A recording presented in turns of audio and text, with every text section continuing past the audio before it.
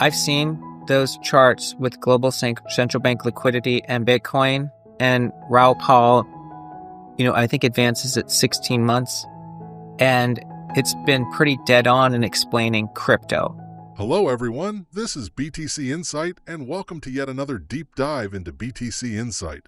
Before we jump in, make sure to hit that like button and subscribe if you haven't yet. You won't want to miss this. Tom Lee first started writing about Bitcoin and Ethereum in 2017. At that time, crypto was still largely dismissed by Wall Street. Policymakers were hostile, institutions were skeptical, and the narrative around Bitcoin was uncertain. Lee's strategy, however, was precise. He recommended clients allocate just 1% to 2% of their portfolios to crypto, either entirely in Bitcoin or split between Bitcoin and Ethereum. His reasoning? Bitcoin would ultimately be recognized as digital gold. That thesis proved incredibly powerful. Even though most institutions ignored it at the time, Lee identified the simple, durable narrative that would eventually draw Wall Street into the space. The idea that Bitcoin wasn't just a speculative asset, but a store of value, like gold in a digital age. Looking back, he describes 2017 as feeling like 3 or 4 generations ago in crypto terms. The space has moved so quickly that what happened just 8 years ago feels like ancient history. I first started writing about crypto, advocating for Bitcoin in 2017. Well, Bitcoin and Ethereum.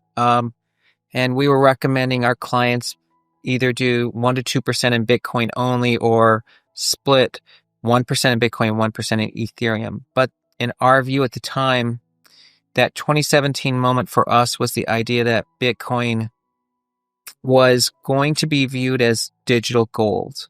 So a really simple argument.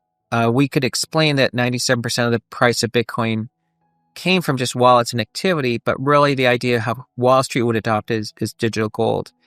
And that was 2017. It feels like that's 3 or 4 generations ago. Because, in that ensuing 8-year period, crypto was met with a lot of skepticism by institutional investors until recently.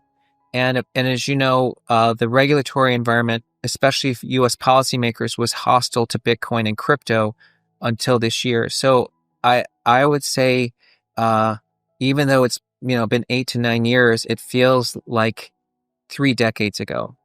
I think when people talk about a crypto cycle and it being 4 years, there's probably some reflexivity at work because the original genesis was that, Bitcoin had a halving cycle.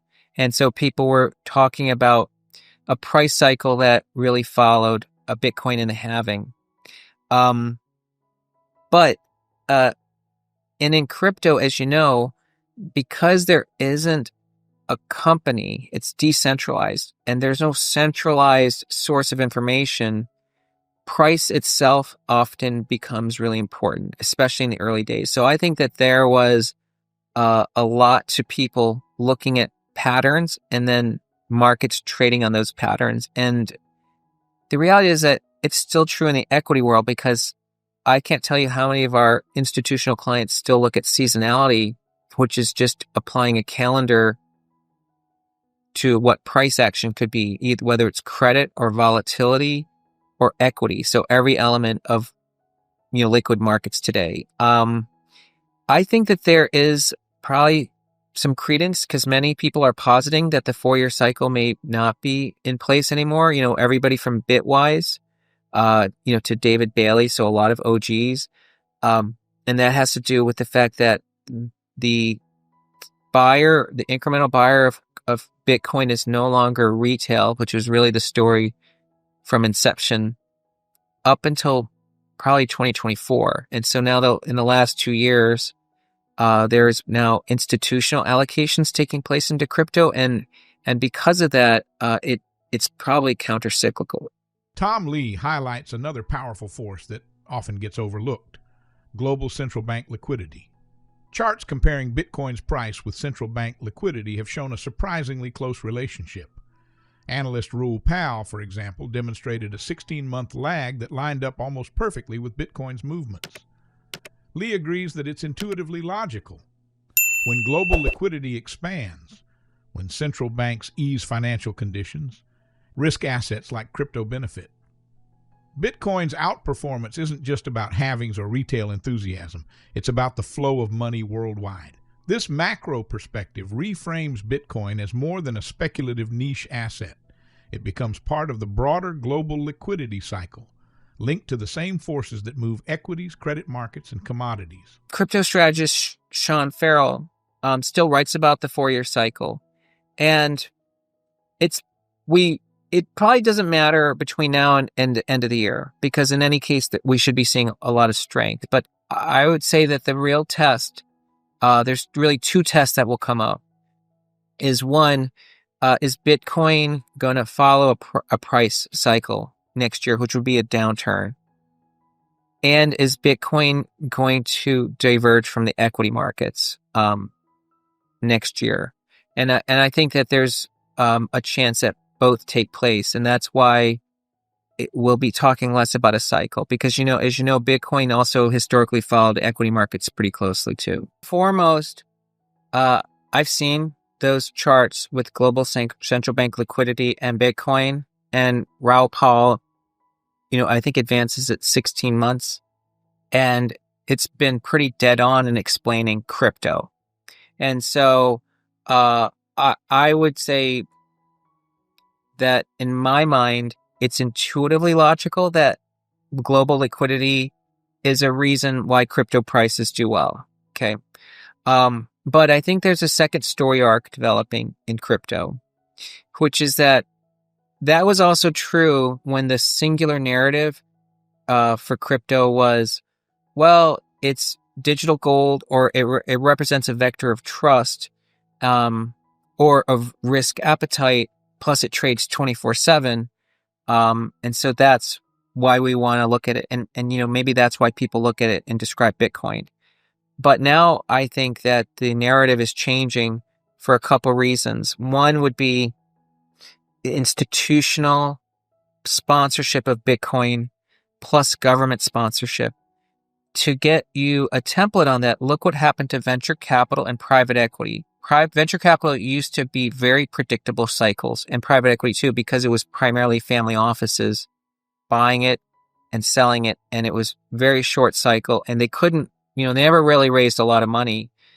The minute it became an institutional sector, it has completely transformed the cycle in venture capital and in private equity. There hasn't really been a private equity cycle since you've had institutional flows into the private equity sector. And now private equity is larger than cash equities. But I think the second story arc is that AI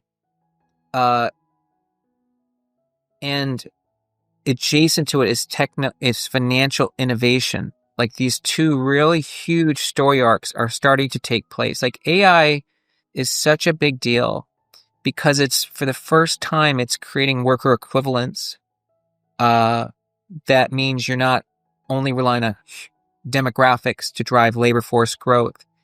And at a time when the financial industry now has the green light to really reimagine itself. I mean, as you know, the financial industry's biggest cost is humans and money of their endeavors, right? It's the biggest expense is compensation expense. You don't really have to pay a robot bonuses. Sure. And a lot of that is going to be running, and especially because of the need for both authentication and really shifting trust on blockchain. So I think that is why I think there's credibility to the idea that we should still respect the cycles and central bank liquidity, but now I think that crypto is really breaking into much more meaningful use cases.